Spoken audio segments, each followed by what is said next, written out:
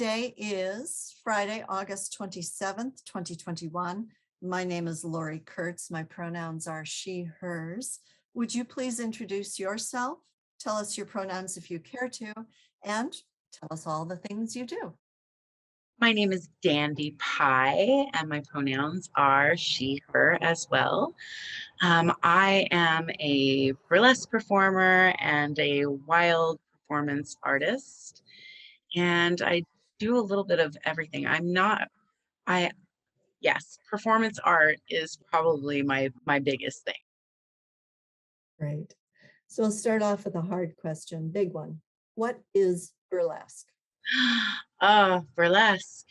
Burlesque is a savior. Burlesque is a force. Burlesque is so many things. I feel that burlesque has married all of my parts together. All of my performance parts that I love have been sewn together by burlesque. I just love it. It's a marvelous art form. Yeah. And how do you describe the kind of burlesque that you do? um, they call me the Queen of Creep because I push my creepy limits. I've done acts that are quite shocking, and I do like to shock people. And I love gore and the grand guignol, and I absolutely adore doing bloody, gory, and also, pushing the limits in many other ways as well. That's what I adore. That's what I'm into. Yeah, yeah. Can you give us an example of shocking? I do a few different acts where I have one where I'm an alien and I'm performing to the B-52s. She came from Planet Claire, and I come out and I've got a lunchbox, and then I open the lunchbox and it's just a bunch of gore. It's just like brains and guts, and there's a severed head in there that I do very naughty things to, and I eat bloody and gory things. And I've done a lot of things where I've just laid body pieces down. And yes, I love all the yucky, the yucky things. And why do you do burlesque? What does it give you?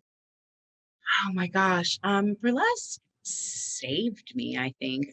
Burlesque, as I said, it marries all the different pieces of me together. And it opens all the doors. I can do whatever I like.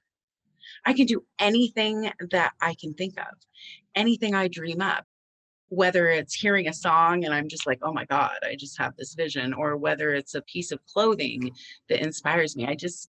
I can do whatever I like. And that's amazing to me. Yeah. Where were you born and where did you grow up? I was born in Orange County, California, and I grew up all over the place. I lived many different places all over the United States. I lived in Puerto Rico as well, which is where my family's from. Yeah, all over from California to the Midwest to Alabama, all over the place. And what did you do in your formative years, whatever those are, that led you to performance? I think that from the time I was tiny little, I just wanted to be a performer. Ever since I could step up on a chair or a table, I was on top of it and I was dancing and singing. And that's always been my thing. And I didn't take a lot of dance classes as a kid. I took more music classes. And then I was a horrible feral child rebel who took off at a very early age and did, wild things that also inspired me for burlesque and performance. I knew a lot of dancers, and their art form really inspired me in a lot of ways as well, and drag performers as well. Yeah, yeah. And so any formal education, high school, college, Any of that? I actually took my proficiency test in very early high school, and then I went to college years and years later and studied years of theater arts. Yeah. And where was that? That was at Lane Community College. I Mhm. went to Lane Community College here, right outside of Eugene, and had some incredible experiences. An amazing, incredible teacher named Eileen Carney. She just unbelievably incredible. Yes. And then in burlesque specifically, did you study with anyone? Did you go to BurlyCon? How did you develop your skills then? I think that with burlesque, it really came naturally. When I first started doing burlesque, I was doing burlesque singing and using some of my acting experience, but not as much as singing a cappella and just getting up on stage and doing filthy, dirty burlesque songs from way ancient times. Um, and just kind of going from there. I just honed it by doing it. And that's really, I mean, I learned from as I went, and I do have huge heroes of mine from the, time I was pretty young. Um, but I really just kind of learned myself. Yeah. So early influences, your heroes or sheroes, who might those have been? Oh my gosh. Well, super ancient times like Salome, and then like way further up like Tempest Storm. I pretty much worship at the altar of some Tempest Storm. She just passed away recently, but yeah, she's one of my all-time faves. Yeah. And we heard all that you just said, but just to let you know, the technology got a little glitchy there. But in these times of COVID, doing Right. it's what happens. So we'll just keep going on. I did get to perform with Tempest Storm, When and was that was that? exciting. That was a show at the Star Theater in Portland, and it was several years ago. But she came back to the Star Theater, and it had just been redone, and it was a wonderful show. There were so many incredible performers from the Northwest scene there. It was wonderful, and I got to hang out with her and have dinner and carry her boa and have breakfast and take her to the airport. It was great. Like You know, dreams do come true. Dreams really do. do you know about what year that was? Gosh, I think it was like, I'd say 6 years ago now. Yeah, yeah. Hmm. Oh, that's great. So in what year and how did you get started in burlesque? I really started burlesque, I'd say in '06. That was my first time really stepping on burlesque stage and getting connected with some fabulous troops in town, and uh, just going from there. Great. And then your stage name, Dandy Pie. How did you choose that? And pie is spelled P-I? It's Pie. It's actually It spelled like is. I wish it would have been way cuter if it was Pi. Like I wish I would Okay. have thought of it. Thanks for that Honestly, correction. no, that would have been swell. I really didn't choose that name. It kind of chose me. My name, I've been doing magical things since I was a little kid, and my tarot and magical witchy name is Dandeli. And so Dandeli was kind of what I chose. I probably about 18, 19. I went from Michelle um, to Dandeli. And after that, Dandy just became a nickname that people called me. And then Dandy kind of turned into Dandy Pie. And then Pie became a nickname. So people just call me Pie. And when I started doing burlesque, I was like, I don't know what to call myself. Like Dandy Pie is my name, and people call me that, and they know of me in town as Dandy Pie. So I'm just going to go with it and let people figure it out. Like, let people's imagination be like, ooh, what does that mean? Does she really like pie? Like, what?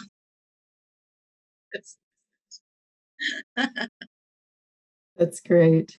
So, outside of performing, do you day jobs? Do you what do you do to support your art, if anything? Gosh, it's changed so much. For years and years, I worked at a vintage store called Nobody's Baby in town for like 14 years and costumed people. And it was a vintage store and a costume shop. And then I started working at an amazing sex shop, actually, called As You Like It.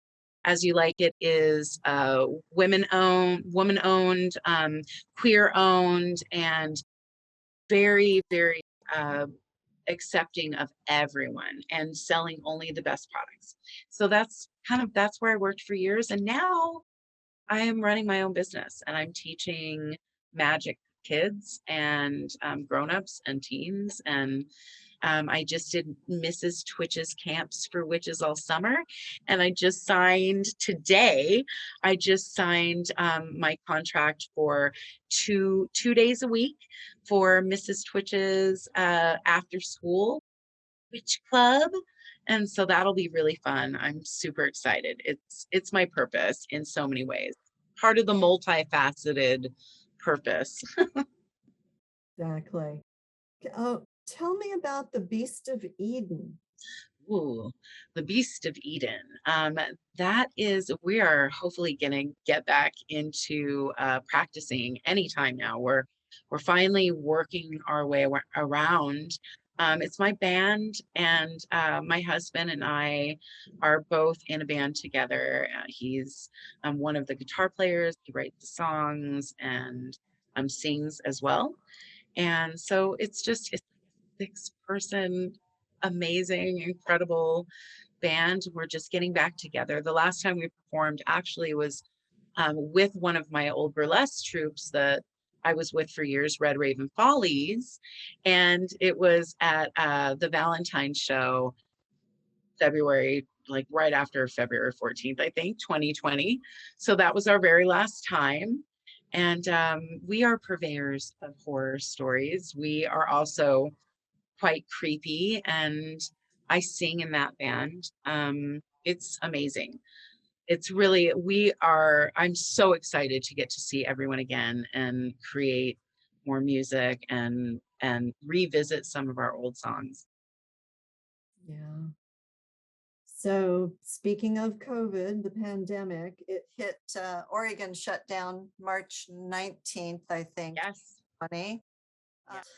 So before that, what was the burlesque community like in the Eugene Corvallis area? Oh God, it was growing. It was just like exploding um so quickly between like just a few years.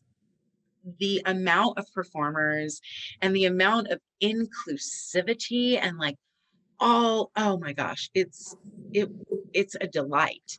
Honestly, it was just an incredible delight, and so many new performers were coming into the scene in Eugene, and just a lot of variety. So many different styles and people that like so much different music, and it was burgeoning. It was just blossoming and blooming and bubbling with inspiration and joy. I was really proud of our scene, especially after doing BurlyCon and hearing how many other performers were, how many trans performers were not able to perform at certain clubs when that is absolutely not the case here in Eugene, Oregon. We that is the opposite of who we are here, and so I felt really blessed in so many ways to be part of this scene here. Yeah. You mentioned BurlyCon just now. Yes. What is that?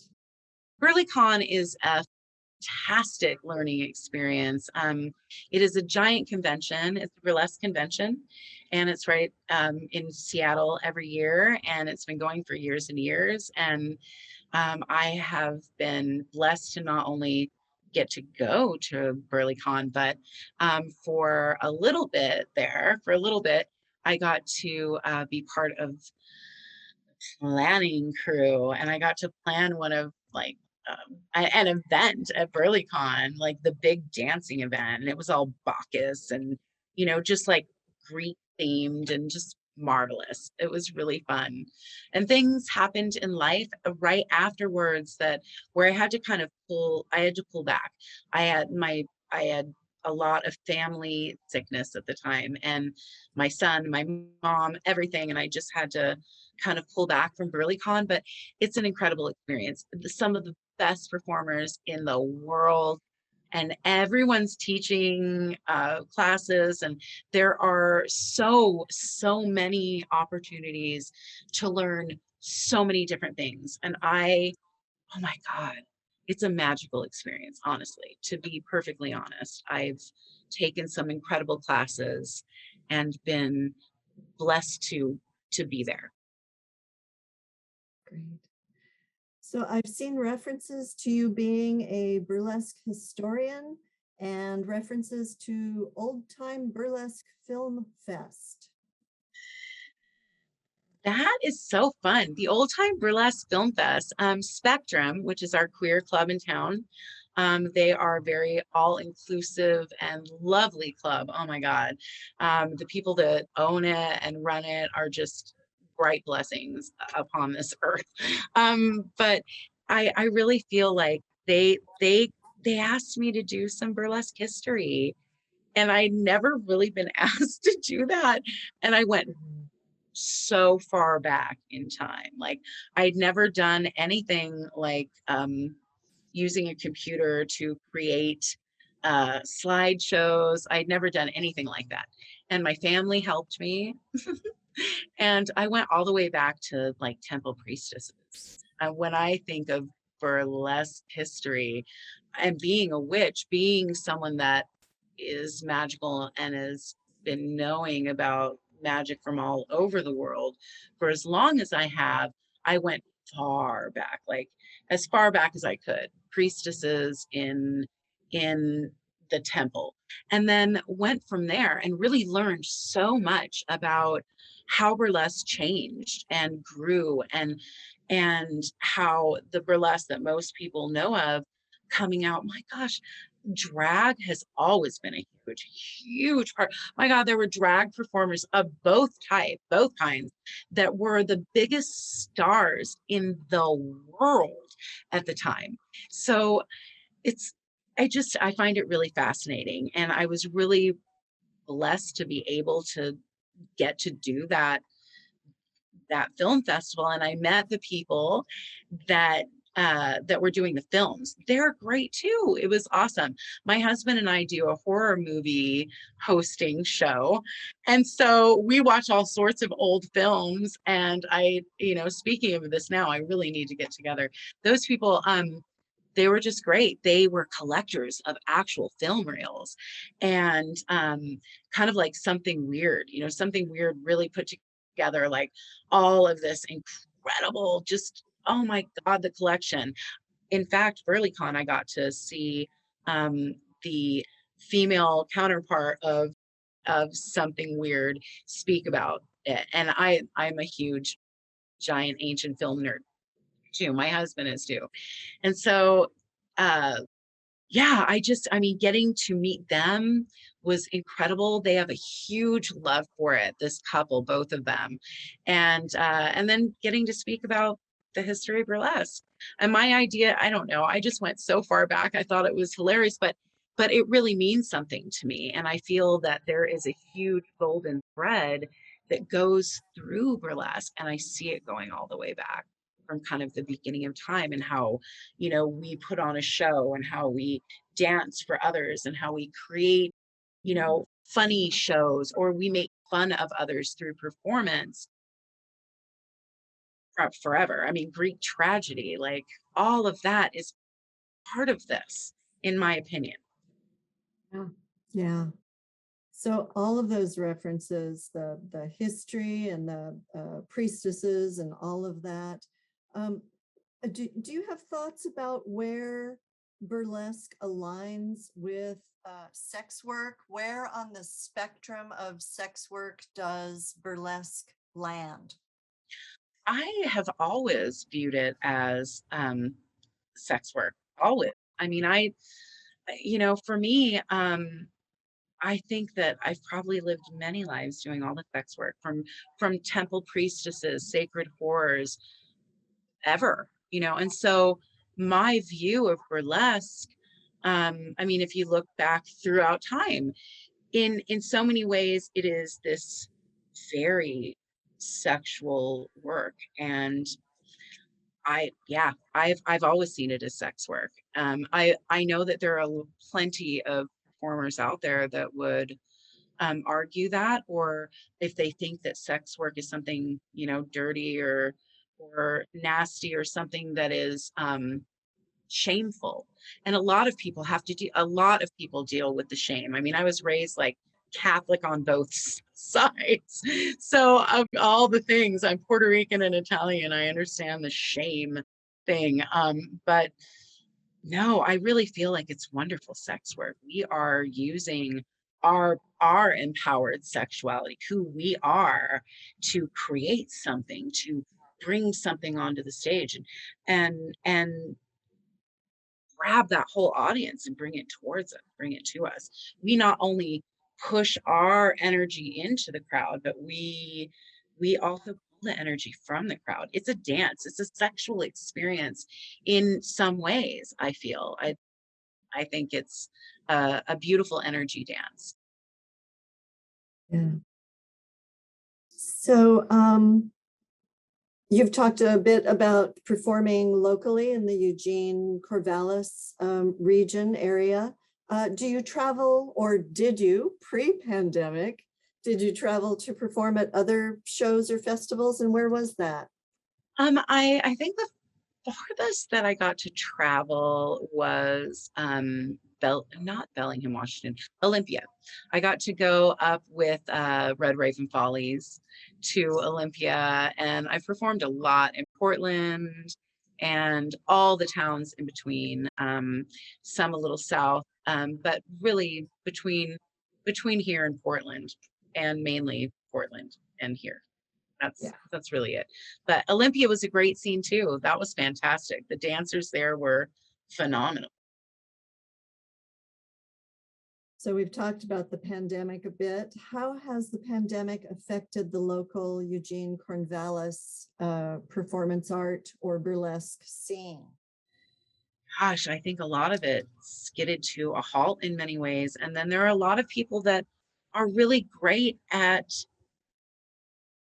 taking what technology they had and doing digital work. I have several friends that started doing burlesque acts and just doing them on Facebook Live, or putting them out and then having people donate as they dance. And that is a whole nother art form that I think is gorgeous. Like, they were able to really take something and cut it and slice it and create something amazing with that, and then still be a viable artist and get paid as well. Yeah. And you personally, how has the pandemic affected your creativity? Oh my gosh. I It was such a halting experience for me, not only for burlesque, but then Beast of Eden. And so all of a sudden, I was performing in all these different ways, and then all of it stopped. And I'm a tarot reader too. So I'm a reader that reads with people. I'm, this wild fortune telling thing.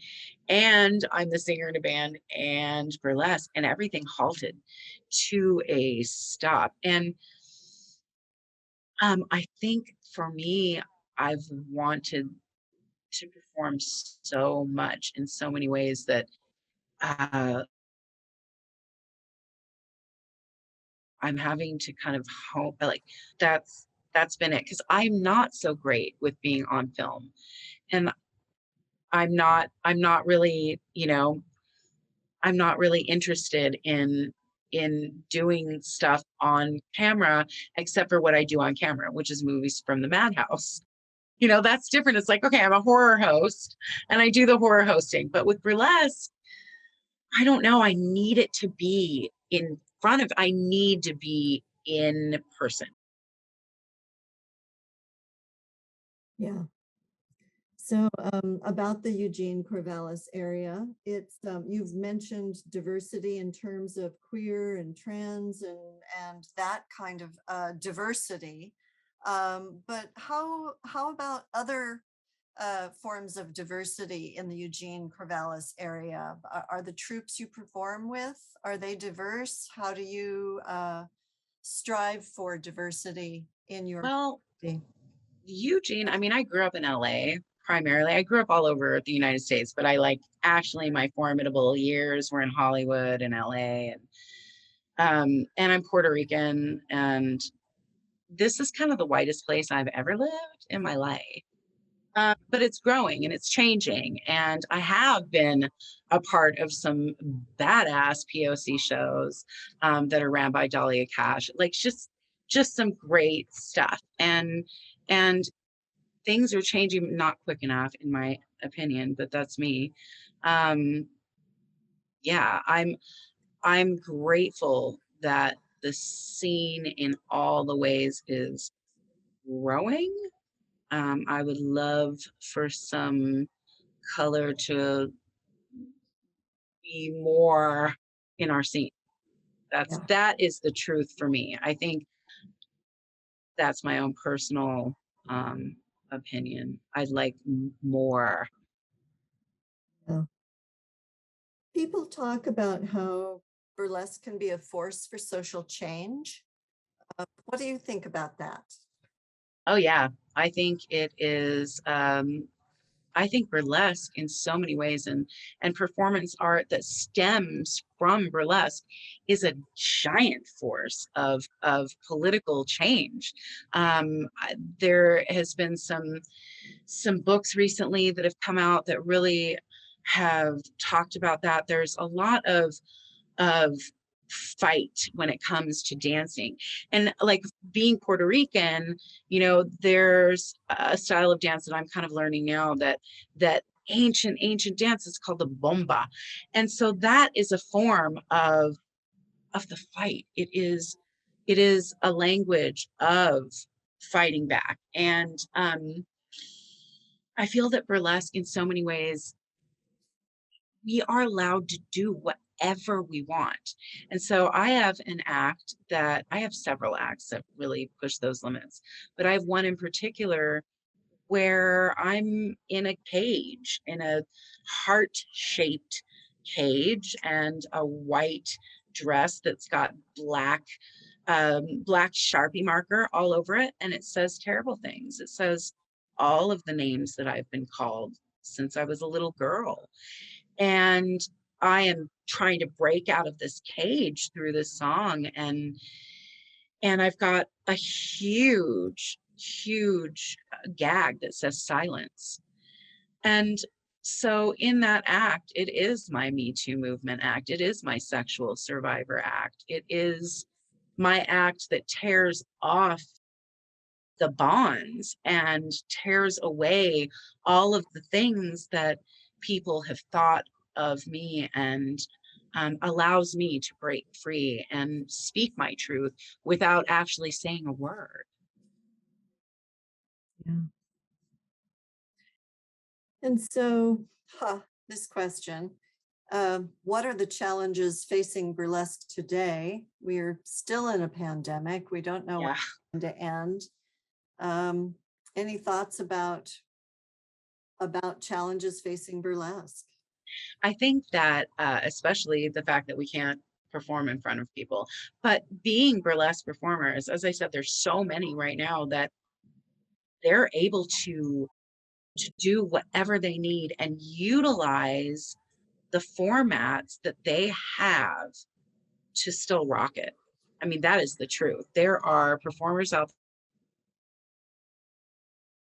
there right now that are utilizing all of the things that they've learned through this horrible pandemic time where we have had to be shut down. We've had to use, cameras rather than be in person.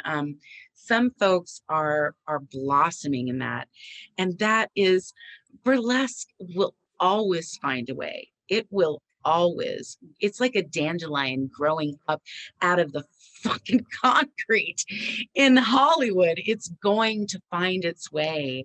And I think that's incredible. I think people adapt. And one thing about the burlesque community is that we are all so bendable and adaptable and inspired by all kinds of things that are around us. Once you're creating costuming, performing, you get these things in your head and you're like, okay, I got to do this. Everything becomes an inspiration. Everything becomes a different message of like, oh my God, I could use that. And I could take this. And, you go to a garage sale and you're like, oh, I could utilize this. I think that people are so adapting to this time of not being with other people and utilizing that to grow. Some of us have had a lot of depression. Some people are pulling back and rethinking things, how they're going to go on, what does it mean to them? Nonetheless, I really feel that burlesque has its incredible way of continuing, and people are just growing more and more inspired and happier for the times that we can take all of the skills that we've learned right now and put that out on stage in front of people. Wonderful. So final question, what do you wish the general public would understand about burlesque? Burlesque Burlesque has so much to offer and is such an ancient form of not only utilizing, the funny things with sexuality, but it's so beyond that. It has been used to make fun of the status quo. It has been used, much like, late night stuff like Colbert or John Oliver, where we make fun of what's happening right now forever. From the beginning of burlesque, it's been something that is right here in the now. We are able to take these things and marry all these different art forms: costume making, producing, writing, skit work, dance. There are people out there they're the most amazing dancers I've ever seen, and we're able to take what we're good at and piece all of these different art forms together. And that's incredible to me. I find that to be really a miraculous form of art, because we take so many different things and put them together, including prop making and backstage stuff and just every bit of it, whether it's tiny or like giant productions. We're able to take a lot of different art forms and make them one. Great. Thank you so much for taking the time for this. Thank you so much. I feel so honored to have been part of this.